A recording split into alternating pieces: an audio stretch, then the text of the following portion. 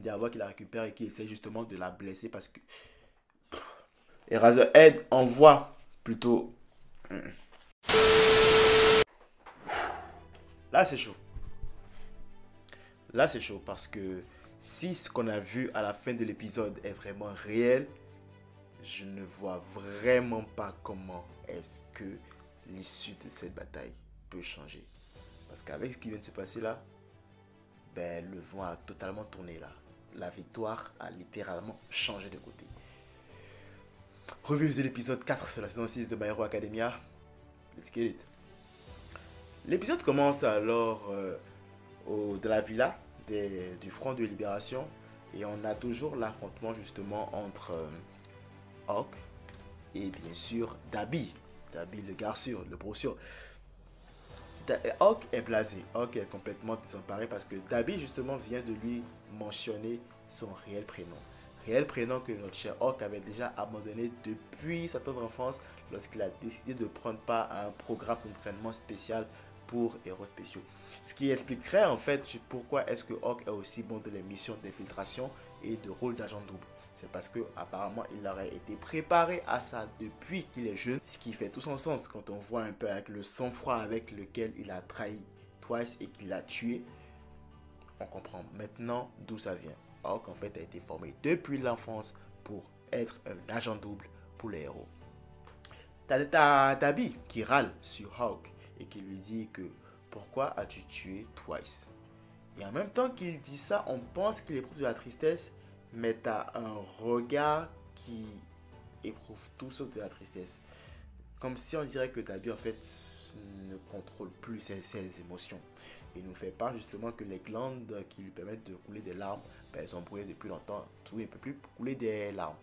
Juste après, il nous dit et fait comprendre que en fait il s'en bat les couilles, que le pouvoir de Twice lui aurait permis d'accomplir son objectif. Quel est cet objectif? Il va nous répondre tout de suite en disant que en fait, lui, il s'en bat les couilles. Tout ce qui est Front de Libération, tout ce qui est Alliance de Super, ouais, Shigaraki, nanani, nanana, il s'en bat les steaks. Lui, ce qu'il veut, c'est perpétuer le travail de Stain, perpétuer la mission de Stain, c'est-à-dire tuer tous les héros. Parce que apparemment notre cher Dabi idolâtre Stain, le tueur des héros, et partage la même vision que lui. Du coup, vu que Stain avait été tué, capturé, et il a été capturé, Stain, c'est bon, je me rappelle. Il décide de continuer la mission. Ok, donc lui maintenant, il prend le fardeau, il prend le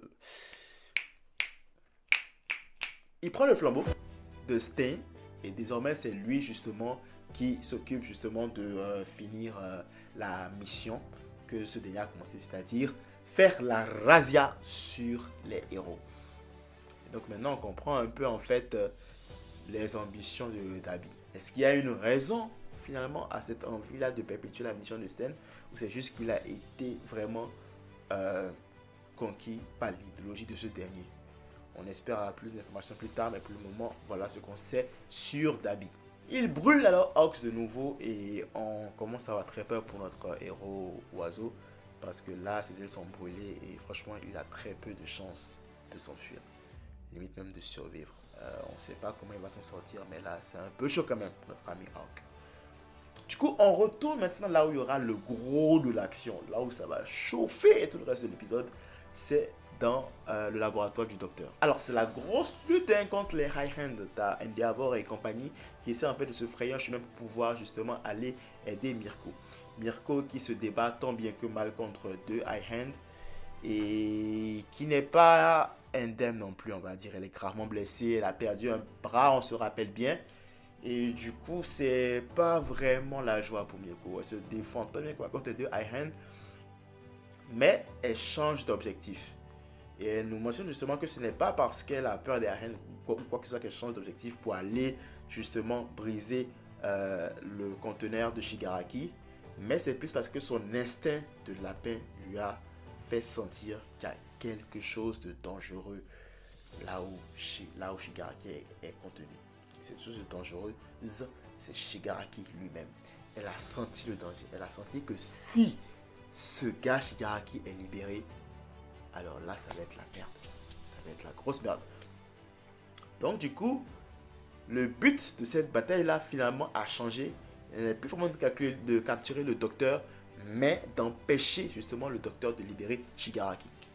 Alors, tu as Mirko qui essaie, mais qui est tout de suite rattrapé par des tentacules de Aihen qui la transpercent, mais littéralement transpercent de partout. Mais malgré ça, notre Mirko n'abandonne pas. Et elle donne tout ce qu'elle a. Et elle frappe comme elle peut. Et elle est quand même retenue. Elle est retenue par les Nomu. De l'autre côté, tu as Endeavor et Eraserhead en fait, qui essayent justement de neutraliser les Aihen pour pouvoir justement rejoindre Nomu. Tu as un travail d'équipe qui se fait. Eraserhead qui efface les haltères des Aihen et Endeavor qui les ralasse avec son point de feu. Tu as un des Aihen en fait qui utilise son intelligence pour pouvoir essayer de voir qu'est-ce qui l'empêche d'utiliser ces haltères. Et du coup, on voit encore une fois la capacité de réflexion que ces Aihen-là sont en train de développer petit à petit. Le Aihen s'est rendu compte qu'il y a quelqu'un qui a un haltère qui efface leurs haltères. Et comment cet haltère fonctionne, il a remarqué que c'est Eraserhead qui utilise ses yeux. Et en même temps, il se met à calculer et en réfléchissant encore, il comprend qu'il faut qu'il s'éloigne du champ de vision de Eraserhead pour pouvoir être hors de portée de cet haltère. Ce qu'il commence à faire, et justement, il essaye de attaquer les héros à distance. Mais le focus des héros est donc shifté vers ces Aihen là qui sont en train de se révolter tant bien que mal. Et le Aihen que Endeavor retenait relance ses tentacules en direction de Mirko et l'attrape encore, la blesse de partout. Mais notre Mirko est déterminée. Elle est vraiment déterminée à faire ce qu'elle fait. Et tant qu'à y être, si elle doit y passer, et ben elle y passera en donnant tout ce qu'elle a. Et c'est ce que nous a montré.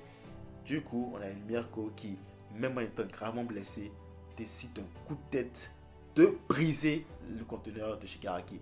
Elle n'arrive pas à le briser totalement, mais tu as déjà beaucoup de parties qui sont trouées. Et du coup, le flux liquide qui conservait Shigaraki est en train de s'échapper peu à peu. Et là, justement, c'est pas suffisant et elle se fait très vite repousser par les Aihen sur Endeavor. Endeavor qui la récupère et qui essaye de la soigner, ses blessures, parce que elle est quand même gravement blessée. Eraserhead qui essaie de faire de son mieux pour pouvoir battre les Nomu en moins de temps, parce qu'ils savent que de l'autre côté il y a quelque chose qu'ils doivent arrêter à tout prix.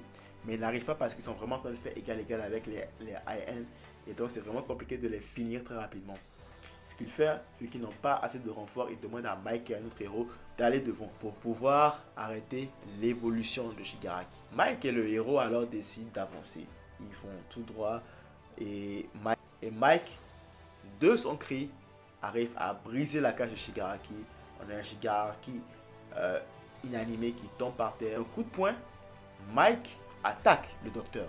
Alors, après avoir attaqué le docteur, Mike l'attrape et lui dit que vu que il connaît beaucoup de choses et c'est lui qui a créé les Aihen qui va les aider à les neutraliser parce que ça devient vraiment très pénible. Il prend le docteur, il l'amène avec lui et demande à l'autre héros de surveiller Shigaraki. Sur le chemin, il y a le docteur qui commence à lui raconter sa vie. Il raconte sa vie. C'est un docteur qui est un petit peu triste parce qu'il croit que en fait, ça y est, vu que Shigaraki a été sorti de son conteneur avant que le processus ne soit terminé, le docteur est un petit peu désemparé. Il est désemparé et il se dit que ça y est, c'est mort, c'est fini quoi. Puis il commence à raconter sa vie en fait à Mike. Il explique à Mike que à l'époque, il avait établi une théorie que ses pairs ont rejetée. Et que plus tard, cette théorie a été publiée et que l'auteur, lui, a été déclaré mort. L'auteur a été déclaré mort. Du coup, Mick comprend que l'auteur auquel il fait référence, c'est lui. Mais il explique en même temps que l'auteur aurait eu 120 ans aujourd'hui. Qu'est-ce qu'il raconte?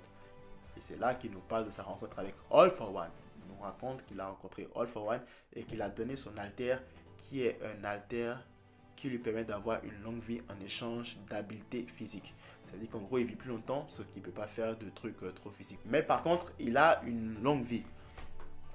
Il a confié cet alter à All for One et lui, il en a gardé une copie. Donc, genre, tu donnes ton original, mais toi, tu gardes la copie. Et il rajoute un détail qui va vraiment, mais vraiment dégoûter Mike. Il lui dit qu'à la base, il voulait Eraserhead. Il voulait Eraserhead pour son alter, mais qu'ils ont eu son ami plus tôt. Et là, tu as Mike qui est mélangé en dégoût et colère, mais il a envie de le broyer entre ses mains. Mais il pense d'abord à la mission et il continue de l'amener vers les autres en essayant vraiment de réprimer son dégoût, son envie de meurtre. Parce que ce gars-là est en train vraiment de le répugner avec ce qu'il dit, de le répugner avec ses pensées et tout. Il est à la limite d'une folle rage, mais il continue quand même la mission. T'es dans une sorte d'espace-temps, je pense. Et là, tu vois Shigaraki. Merde, merde, merde, merde, merde, merde, merde, merde, merde, merde, merde. Ah, les problèmes. Du coup, tu vois Shigaraki qui voit petit à petit des membres de sa famille qui lui parlent. Il y a sa mère qui lui rappelle qu'il avait un objectif, c'est de devenir un héros. Est-ce qu'il veut toujours le devenir? Là, tu as son père qui apparaît comme pour encore le traumatiser à nouveau. Et il le détruit avec son nouveau pouvoir. Du coup, le pouvoir s'ouvre et il voit All for One.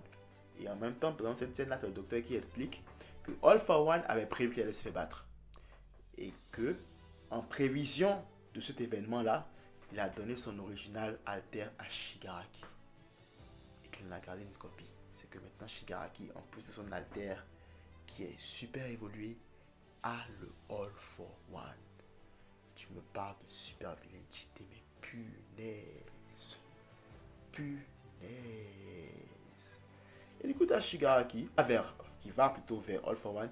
Et là, tu as les membres de la famille qui l'attrapent à différents endroits de son corps. Comme les mains qu'il avait à un moment donné dans sa première tenue. Les membres de sa famille l'attrapent justement au même endroit. Et tu as Shigaraki qui utilise son pouvoir et les fait disparaître tous pour rejoindre son maître, son mentor, All for One. Et tu as l'épisode qui se termine sur un Shigaraki qui se réveille en sursaut dans le laboratoire. Tomura Shigaraki est réveillé et ça n'augure rien de bon.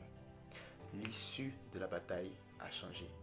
Shigaraki est cheaté, mais au maximum. Là, tu n'as plus rien qui l'arrête. Clairement pas. Tu as le monstre, là, qui était enfermé dans une cave et qui attendait le signal du chef. Si ce chef, c'est Shigaraki, les héros sont dans la merde. À ce moment-là, si c'est réel que Shigaraki est réveillé, et ben là, ça n'augure rien de bon pour les prochains épisodes. L'épisode était vraiment cool. L'épisode était vraiment bon. Mais ce qui nous attend, ce sera encore de très beaux épisodes. Mais ça ne sent pas bon pour les héros. Ça ne sent pas bon du tout pour les héros. Je ne sais pas pour vous, mais moi, j'ai quand même très peur. Et on se retrouve la semaine prochaine pour la revue de l'épisode 5, qui sera forcément du lourd.